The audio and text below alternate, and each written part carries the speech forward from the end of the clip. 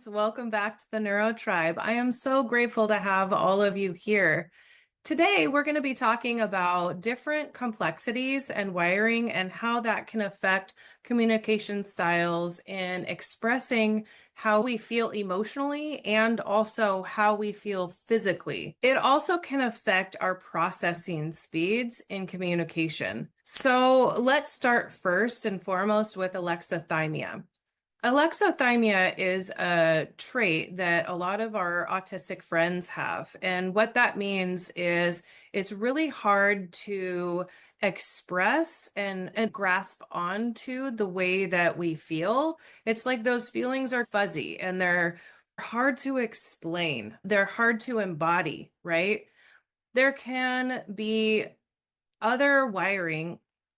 There can be other neurocomplexities that have a hard time really identifying how we're feeling in our body. It's really hard for us to identify those feelings and be able to express them. Now, what can happen is our loved ones, our parents, our spouses, our family members, our friends, people at work, they quite often speak with, how do you feel about that? How do you feel about this? How are you feeling today? How are you doing? These are all going towards our feelings.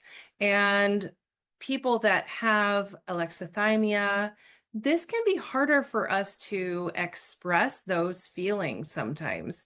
And that can cause this miscommunication. It can cause the other person to feel like you're holding things back from them, or you're keeping them out, or you're not letting them in. There can also be a difference in processing speeds depending on your neural wiring. For example, people that are gifted tend to have a longer processing speed. So it can be that they are gathering information from many different avenues, and they are putting pieces together and putting patterns together, or they're coming up with their own thoughts and their own feelings on things, and it's taking them longer to process than, say, someone else who has a faster processing speed. It doesn't mean that one processing speed is better than the other. It just means that they are different depending on how the person is interpreting the world and depending on their neurocomplexity. So what does this look like in communication? If a person is asking you, how do you feel about this? Or how do you feel about things? Or just in general, how are you feeling today?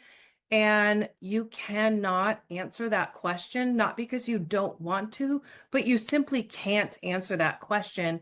It can bring up feelings of frustration. It can bring up feelings of shame of, what's wrong with me? Why can't I just say how I feel? Why does everybody want to talk about their feelings when mine are so fuzzy and they're so hard to tap into? It's hard for me to tell you how I'm feeling because I'm very disconnected from my body. It's like my mind, I can think all the thoughts, I can come up with all the things, but if you ask me what's going on with my body, it's very hard for me to tell you what's happening inside my body. That definitely is a neurowiring. I have had this explained to me many different ways. It feels like my head is cut off from my body. It feels like my head lives somewhere else and my body has a different zip code. I've heard so many different ways of explaining how someone might have a hard time explaining their experience in their body. What can happen in delayed processing speeds is it can be perceived as avoidance or withholding information when that is not actually what is occurring, right? It can be that something happens or something is said, and the person with a delayed processing speed or a longer processing speed, or say with alexithymia, they're not feeling it in the moment. They're just going on as, or C-PTSD or PTSD, right? they're just going on as if nothing happened. And they're going through the motions and the movements. And what happens is as time goes on, they are then processing all of the things that were said, that were done, the occurrences, and they're coming out of maybe, say, a fight or flight response. They're coming out of the fawn response. Or if it's not a trauma response, they are starting to go through the motions of how they feel about what was said, what was done, the situation. And they're processing and going through all of the different bits of information and forming what they think about it, forming what their experience is of it and what they experienced at the time, and now how they think and feel of the situation. What can happen is coming to someone and wanting to talk to them about it. It could be days later, it could be weeks later, it could be months later that they are bringing up this topic. And the person that they're bringing up the topic with could be wondering, why in the world are you bringing this to me days later, weeks later, months later? Why didn't you talk to me about it in the moment? And the answer simply is, I needed time to process through what happened. So I kept going through the motions. And in this whole time, I've been processing what I think and what I feel and how I am reacting to that. And out of respect for you and me, I would like to now talk about what happened. What can be helpful for my clients or my clients' loved ones is really reframing the communication. If there is alexithymia or delayed processing speeds, depending on a fight or flight response, or there is a longer processing speed, asking questions like, what are you thinking right now? What is going through your mind? Let me into the thoughts that you are going through. And then staying quiet and having that time to pause to allow the person to think and express their thoughts. Another way to be able to reframe and question is, what are you experiencing right now?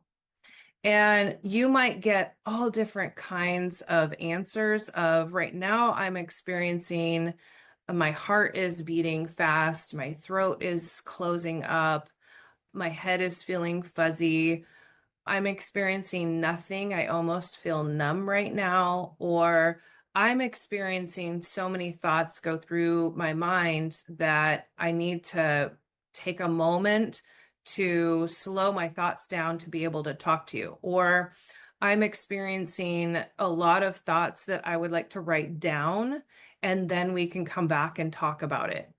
It could be so many different things that you hear when you ask somebody what they are experiencing. Someone who has different neural wiring and neural complexity, whether it's PTSD, C-PTSD, alexithymia, autism, some people with ADHD or giftedness, they can have that longer processing time that they need, and giving them that time to be able to really sort through their experience is so crucial and important. There can be so many times where someone with a shorter processing speed is trying to talk in the moment and almost pushing that conversation in the moment. And when you have a person that's on the other side that needs more time to think and process, allowing them to have that space can actually have a more constructive outcome to the conversation rather than trying to have it in the moment. Being able to validate both experiences and both sides is really important. Having a conversation like, when you are in the moment and you want to talk about the things right now, I understand where you're at. And also for me, I need more time to think about it. And that doesn't mean that I want to go and think about it and then never come back and talk about it. It just simply means that I need more time to be able to come back to you and talk about this subject and have this conversation. And it is okay that I need to have more time, and it is okay that you're ready to talk about it right now. Being on the side where you have a longer processing speed or you have alexithymia, PTSD or C-PTSD, and something happened a while ago, but you're ready to talk about it right now, and maybe the other person has moved on or they didn't even know that something came up for you in the moment. Starting the conversation with, I know this happened a while ago. I wanted to let you know that I thought about it and I have been processing it. And for our relationship, I would like to discuss it now. Another way that you can advocate your needs when you have a longer processing time and someone with a shorter processing time is wanting to have that conversation. Some ways that you can advocate for yourself and communicate for yourself is, I know that this is important to you. I hear that you want to talk about that. My processing speed is a little bit longer. I can see that this is important to you. Therefore, I want to take the time that I need to think about it.